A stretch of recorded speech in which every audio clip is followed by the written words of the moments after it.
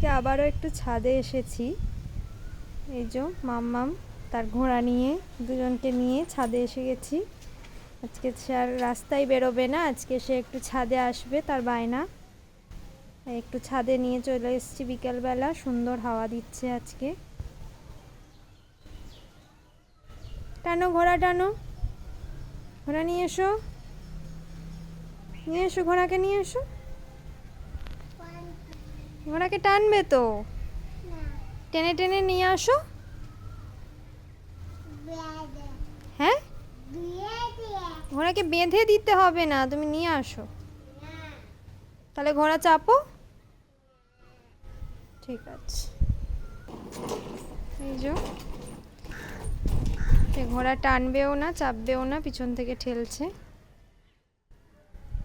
ঠেলো ঠেলো।